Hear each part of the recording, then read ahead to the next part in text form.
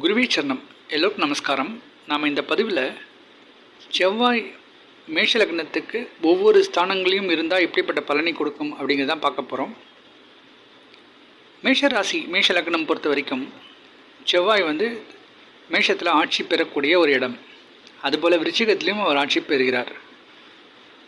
செவ்வாய் கடகத்தில் நீச்சமாகவும் மகரத்தில் உச்சமும் அடைகிற ஒரு ஸ்தானத்தில் இருப்பார். இப்போ நம்ம இந்த பதிவில் மேஷ ராசி மேஷ லக்னம் ஒருவர் மேஷ ராசியாகவும் மேஷ லக்னமாகவும் இருந்தால் நான் சொல்லக்கூடிய பலன் ஒரு முழுமையும் அவங்களுக்கு கிடைக்கும். அதே மேஷ லக்னமாக இருந்து ராசி வேறு எதுவாக இருந்தால் ஓரளவுக்கு 60 to 70% அவங்களுக்கு இது பலிக்கிறதுக்கு சான்சஸ் இருக்குது. இப்போ முதல்ல மேஷ லக்னம் மேஷ ராசி இல்லை மேஷ லக்னமாக இருந்தால் அதே லக்னத்திலேயே செவ்வாய் ஆட்சியாக இருக்கும்போது அந்த நபர் ஒரு அரசாங்க பதவியில் இருக்கிறதுக்கான வாய்ப்புகள் அதிகம்.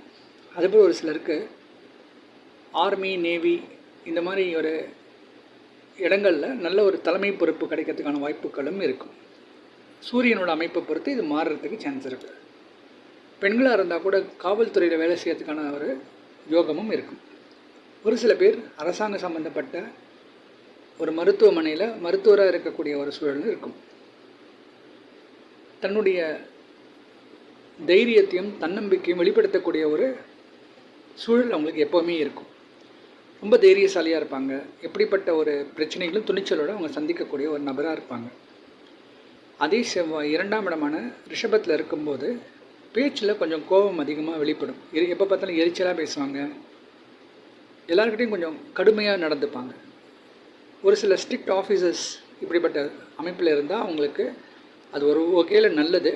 இருந்தாலும் குடும்பஸ்தானத்தில் அது ஒரு சில பிரச்சனைகளும் கொடுக்கும். குடும்பத்தில் இருக்கக்கூடிய நபர்களோட அடிக்கடி பிரச்சனைகள் ஏற்படக்கூடிய சூழல் இருக்கும்.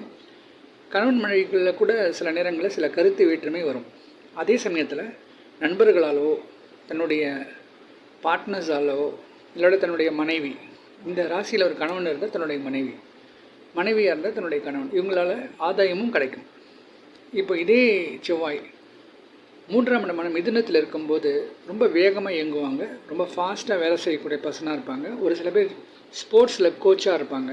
குறிப்பாக ஃபுட்பால், ஹாக்கி போன்ற ஒரு விளையாட்டில் ரொம்ப வேகமாக மூவ் பண்ணக்கூடிய ஸ்போர்ட்ஸ் மேனாக இருக்கிறதுக்கான சான்சஸ் அதிகமாக இருக்கும். இவங்க நிறைய ட்ராவல் விரும்புவாங்க. இதே செவ்வாய் 4ஆம் இடத்துல நீச்சம் அடையும் போது தாயார் வழி சொந்தங்களில் பிரச்சனைகள் ஏற்படும். ஒரு சிலருக்கு தாயாரோட அன்பு பெருசாக கிடைக்காது. சின்ன வயசுலேயே அம்மாவை விட்டு பிரிஞ்சு இருக்கக்கூடிய சூழலாம் சில பேருக்கு ஏற்படும். இவங்க வாங்கக்கூடிய சொத்துக்கள்லையும் அடிக்கடி பிரச்சனைகள் சந்திப்பாங்க. வண்டி இருந்தால் அதுலேயும் அடிக்கடி ப்ராப்ளம்ஸ் இவங்க ஃபேஸ் பண்ணுவாங்க.